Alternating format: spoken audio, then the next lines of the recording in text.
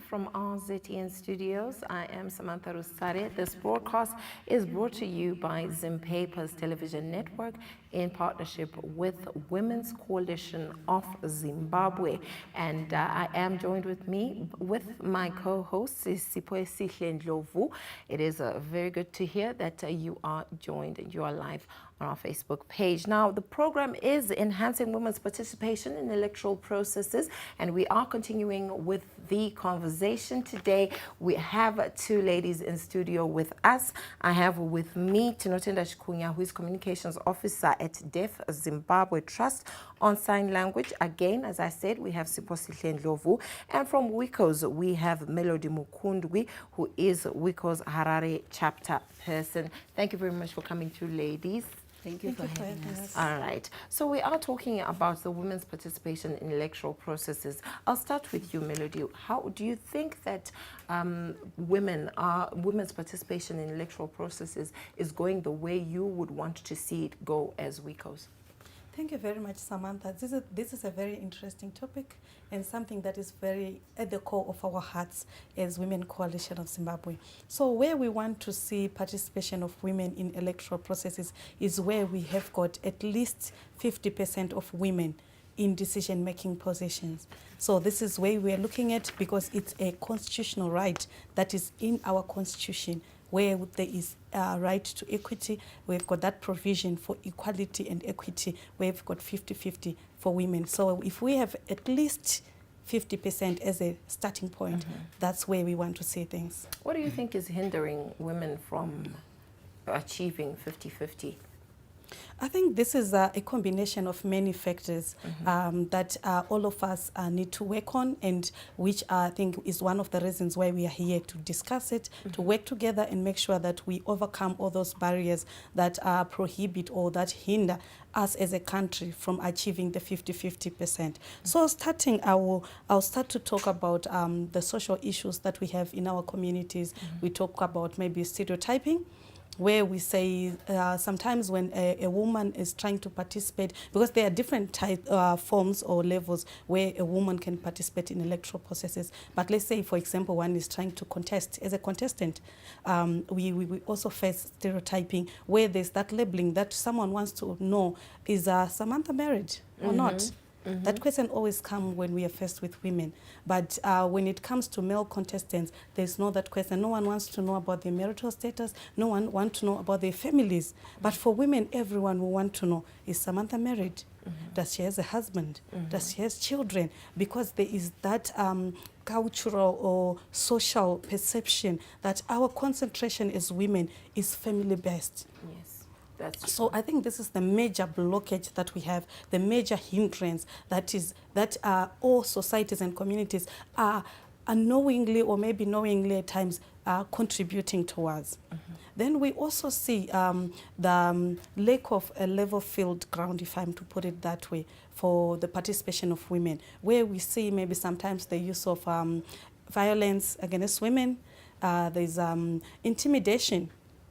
So intimidation is also, we can put it as a form of violence, because there are different forms of violence that women face when they are trying to participate or when they are holding offices of decision making, where we are then saying it can be physical violence, it can be emotional violence, it can be name calling. All those forms of violence also intimidates or push women back from participating in electoral processes, and also in pushing to hold positions of power. So I think those are some of the things that we are facing, but they are just a drop in the ocean. There are many factors that are affecting us as women. All right, I'll come to you, Tinotenda. Your thoughts on the participation of women with disabilities as well as rural women in electoral work and processes. Do you think it's being done fairly? No, it's not being done fairly. With the challenges that Melody mentioned, women with disabilities actually face double discrimination. There is the discrimination of the gender basis, and then there's discrimination of disability on its own. When we look at the girl child, for example, to start with, the girl child is discriminated against because they're a girl. And those that are in rural areas, lack of access to the basic rights that they're supposed to benefit from is the one that deters them from actually being able to grow up to be in leadership positions. Women with disabilities also face a greater challenge in Zimbabwe of being not counted. They're invisible in most of these electoral processes, whether it's in leadership, whether it's participating as candidates, whether it's participating as voters as well. So they are still very much invisible in these spaces, not just on those spaces as well. Even when we look at within the home environment where they're supposed to be brought out and shown to the world, they are still undervalued, they are still hidden. So we still do not have women with disabilities participating equally in electoral processes. All right. While we're there, Samantha, can I even also weigh in on what she's saying? I also wanted to say women with disabilities also face double impact of poverty. While women in general face the impact of poverty, which prevents them from participating in electoral processes, women with disabilities face double that. So you find out that the concentration would then be on survival. What can I do to survive? They're doing the selling. We see them in town. They're concentrating on selling because they're focusing on survival. So then the interest or the time and the concentration on electoral processes then is diminished. There's no longer time for that or interest because they want to survive. And I can imagine, you know, the what needs to be put in. There's a lot of input that's needed in electoral processes from women and male candidates as well. So I can imagine how that's like double the trauma, and where will they even get the resources? Right. So we're talking about hindrances and all these challenges that women are facing. Who is perpetrating some of these challenges that women are going through in electoral processes? Let's talk about that, because in the previous conversations we spoke of with some candidates who came through, women candidates. They spoke about women on women actually being the ones perpetrating, making sure that women don't go ahead and women don't grow and don't get bigger positions. And some also spoke on the male counterparts. What do you think? Who do you think is the perpetrator in some of these issues? I'll start with you, Melody. Thank you very much. On perpetrators, I'll say all of us. Like I've said before, sometimes we do it knowingly, and at some points unknowingly. So we are all guilty of this, because like you have highlighted that there was mention of women to women. Let's look at the population, the statistics. In our population in Zimbabwe, I think women constitute more than 50%. We're around 52, if I'm not mistaken. So we are already above 50%. So as women, if we were supporting other women, automatically it was a given. We would get more leaders who are female because of that. But because there is that rivalry, there is, you know, that pull her down syndrome, that another woman is fighting to pull another woman down, it takes us back, and then we perpetrate and we fuel these things. But in most cases, who votes for the men? It's the women. That's true. So as women, we are very guilty of this. And then we look at other things where we say also males, they also perpetrate because they are so used to being leaders. Because if we look at how even in our society, how society shapes a girl child and the way it shapes a male child, we are already putting a male child in a leadership mentality or in a leadership setup. And then we say to the woman, you are the follower. You then listen to what the male says. We also look at religion. What are our churches saying? What is the people being taught in churches? Women are now told, be submissive. So in most cases, we have our heads bowed down as women. So religion is also perpetrating this. So I would say there are a lot of factors, and I think my partner will also weigh in on that. Tina? Definitely, I agree with Melody. It's all of us. When we're looking at women with disabilities, I always like to start from the family, because women with disabilities sometimes depend on the support of the family to get to places, to get to meetings, to participate equally. How are they bringing them forth? They are not. They are hiding them. We look at even as political parties, what are we doing to make sure that the woman goes in these leadership positions? Are we supporting them enough? So we find that it's both men and women, but it also is structural and systematic as well, where we have our policies that are not supporting women with disabilities, that are not supporting women as a whole. When we look at statistics, we find that 20% of the world's parliamentarians are women, only 24%. And then from that 24%, we're saying 1 in 5 women has a disability.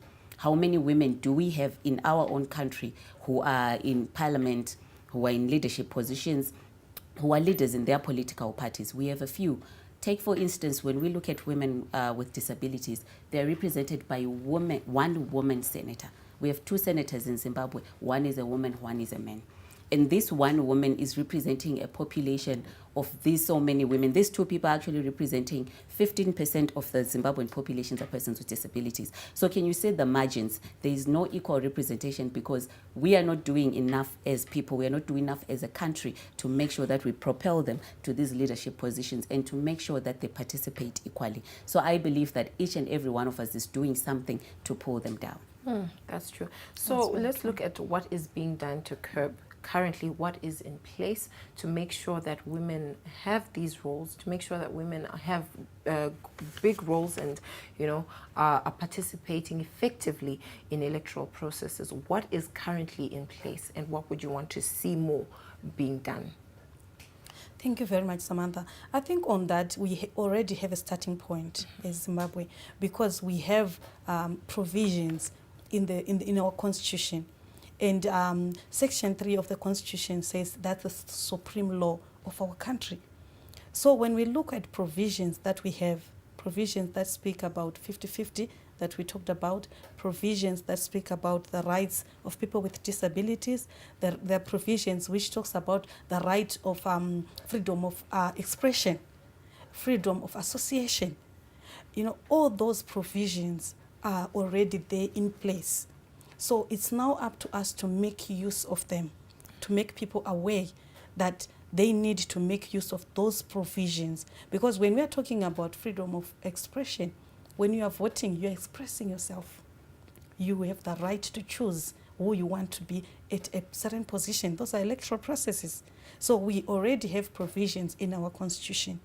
And we also, in Zimbabwe, we are so good with policies, instruments, documents. We are perfect. Other countries copy from us. So our major challenge, I would say, is implementation.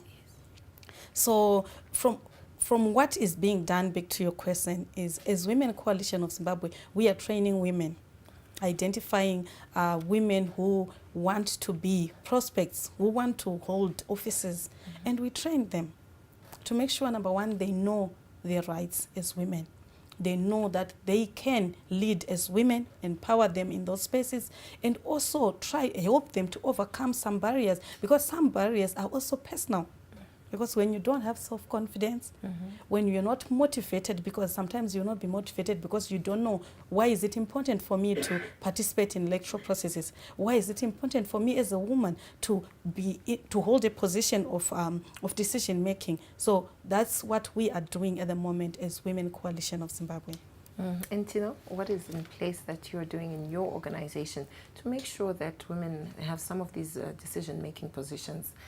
We have embarked on a project where we are offering leadership skills to women with disabilities in rural areas, and also trying to ensure that the Electoral Management Board, whatever information is disseminated with regards to voter education, delimitation, and all those electoral processes, is packaged in information and formats that are accessible to persons with disabilities. It can be sign language, it can be braille, it can be large font for people with albinism and those who are short-sighted, to ensure that when information is disseminated, everyone gets to access the information at the same time and using the right medium.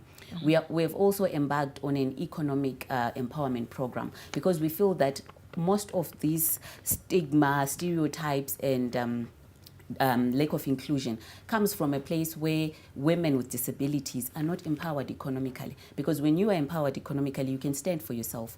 When you are educated, you can go out there and know your rights. So as long as they are not economically empowered, we feel that there is a gap. So we've also embarked on an economic empowerment program, empowering them with skills, financial literacy training, where they then stand for themselves and be able to get into these spaces.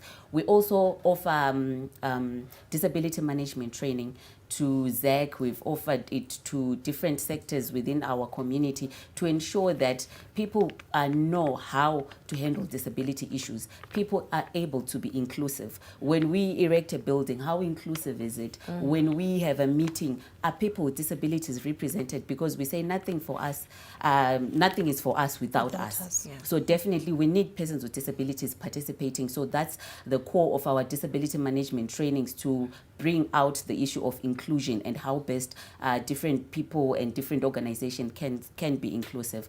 We have also would like actually to commend ZEC, because they have actually done a lot. I've seen with the by-elections that we had recently, there was some level of inclusion, which is commendable. There were sign language interpreters at some polling stations. We had clear labelings of signs for those who were short-sighted, for those who were wheelchairs. Some of the voting centers had ramps, had rails. So that is commendable. Those are some of the things that need to be done. But I would also like to concur what Melody mentioned, Kuti. Though our constitution is progressive, for persons with disabilities, there's also the National Disability Policy. The key is implementation. How are we implementing these policies? Yes, we have them in place, but as long as they are not implemented, then we're not going anywhere. We'll keep going round and round and being in the same place. 2023 is coming. What are we doing to implement these policies so that we ensure they align with the Constitution and they're progressive in terms of inclusion? You actually spoke on some things that I was going to ask you about next. There's general arguments that election signs are both not gender and disability friendly. And I was going to ask if you think so, which means that you do think so. So what can be done? I think maybe if you can explain even further on what can be done to make sure that all sites in Zimbabwe, especially by 2023, everyone will be included. There's inclusivity within the gender space and for women with disabilities. For women with disabilities, I think particularly it's important to ensure that, like you mentioned, that when information is disseminated, let's be inclusive. I always talk about the simple things like a poster. As long as there are men there, as long as there is no person with disabilities, that's not equal representation. We want to see persons with disabilities represented there so that they can feel that they are part of the process. Also, making sure that in platforms where we call for women, because sometimes we say we need women representation. We forget that persons with disabilities should be there. So we need to be cautious, mainstreaming disability issues in each and every process that we go through. That will ensure that women with disabilities are also included. I think also what's important is disaggregation of data according to disability, because when ZEC sometimes publicizes their data, it's always gender. There's gender representation. Yes, we've got women, we've got men. Where are persons with disabilities within this disaggregation? Because as long as we do not know how many women with disabilities are there, we cannot properly prepare for them. We cannot properly accommodate them within the system. So next year we are faced with 2023 elections where women with disabilities are still excluded just because we failed to properly prepare now. So if data is disaggregated, then we know for sure how many persons with disabilities or how many persons with visual impairments are in Harare. Therefore, it means that we need tactile braille ballot at such a polling station. That will definitely ensure that persons with disabilities are included, because there's also the issue of lack of secrecy of the ballot. If I have a visual impairment, then someone is holding my hand to vote. I am not fully exercising my rights as a woman to vote, as a woman with a disability. So those are some of the issues that they have to be addressed before we go there. There's also the issue of accessibility. Do you know that getting transport to go to a voting center is very difficult, especially for someone on a wheelchair? There's so much discrimination within our transport system because wheelchair inotora space yakawanda. So she's left or told to pay twice. And she doesn't work, she relies on vending. So munakatozvifunga ari pamba, the next thing she won't even go to vote because thinking of all these hurdles that she has to go through before she gets to the voting center. The voting centers themselves, when we say we want a ramp, we want rails, how disability friendly is it? Because if the ramp is steep like this, I cannot use it on my own. If someone is pushing me on a wheelchair, definitely sometimes I'll fall over because it's not disability friendly. So we need disability friendly infrastructures in all voting centers, in all registration centers, so that then women with disabilities can begin to be part of the process.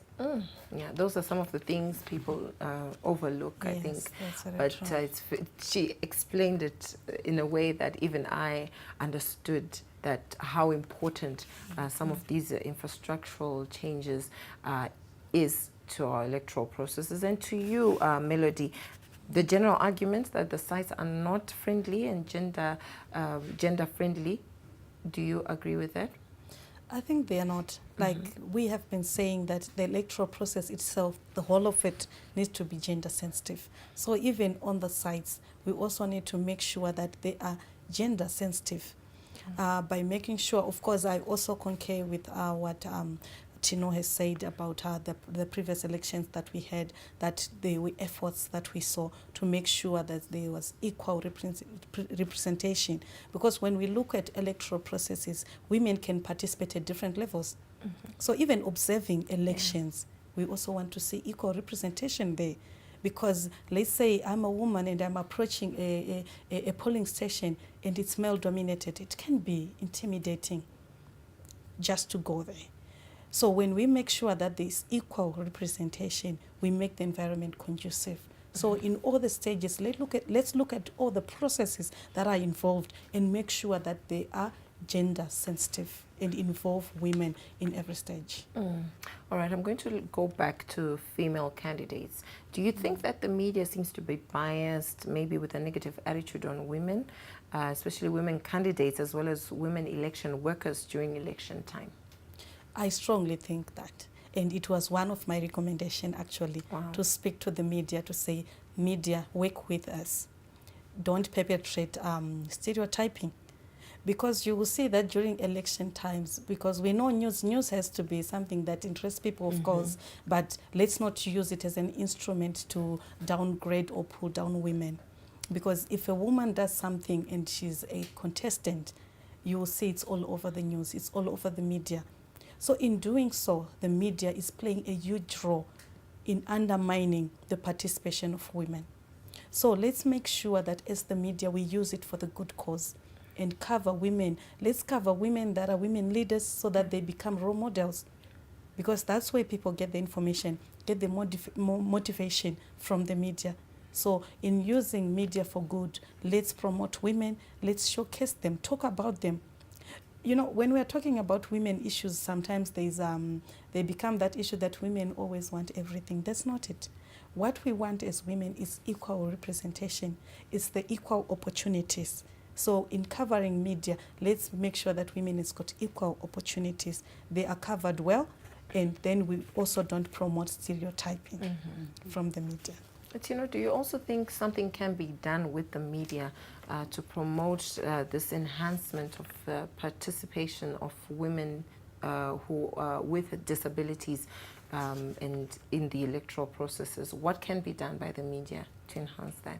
Definitely, the media does perpetuate the stereotypes that we already have. And for women with disabilities, there's always that stereotype that they are home, they should be home. They should be there. They shouldn't be participating out there. So I think the media has a great role to play in ensuring that women with disabilities are also seen with a different angle, I think. Instead of us considering women with disabilities as women with nothing to offer, how about the media changes those perceptions and start portraying them from what they're capable of doing? Because we've got so many women with disabilities who are leaders out there. What are they saying? Recently, we had a woman senator who was recently elected. I didn't see much coverage of that in the media. No one even cared to know who Naspa Manyawo is. What does she do? Where does she come from? What is her story?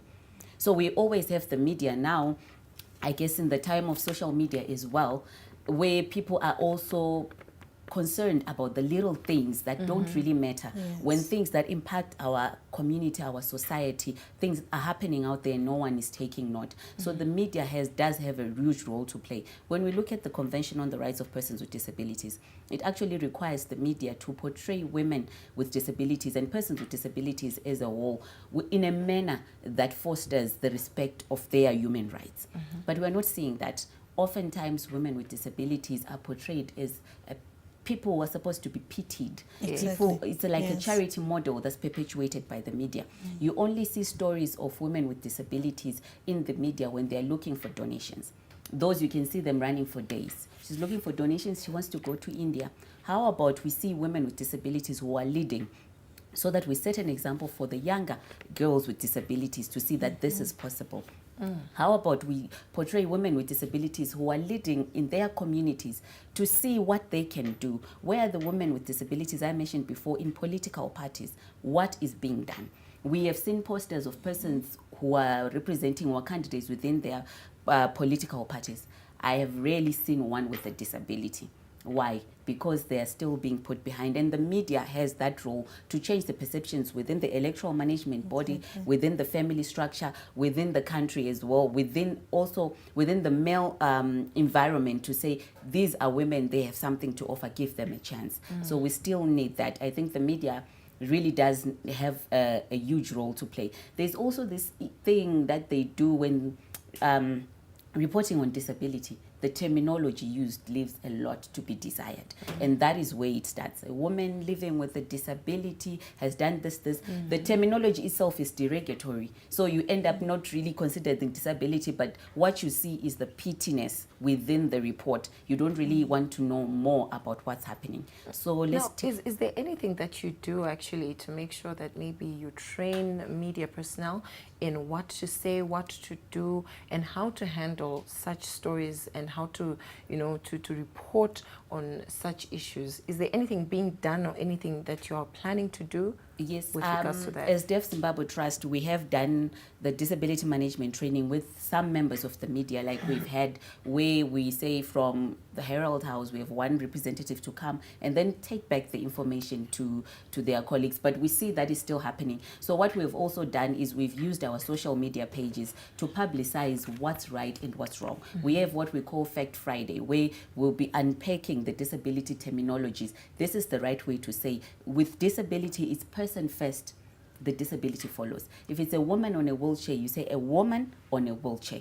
Tendai on a wheelchair. It's not like wheelchair bound. Those are some of the terminologies that we are speaking against, to say those are the terminologies that are perpetuating these stereotypes that we have. So yes, we are still doing more, but so far we have engaged media on different platforms in terms of what is the correct terminology to use through our disability management trainings. All right, so many recommendations coming out of this conversation. I'm really enjoying it, and I'm learning a lot as well as media personnel myself. Now, just to round up, Tina, I'm going to start, Melody, actually, I'm going to start with you. We've seen the women's quota system. We've seen how it works.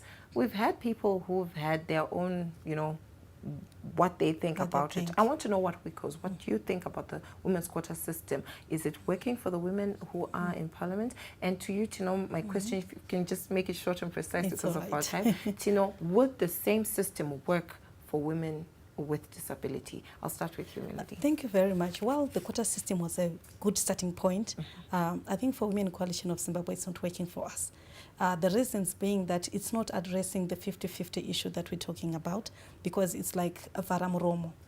We have given you this, please keep quiet. And we have also seen that women who come from the quota system, they suffer discrimination and stigma, even in the parliament, because they are then given name tags. They were quota. They were quota. So you see their participation now is that pity that Tino was talking about. You then feel to be here. So it's not empowering.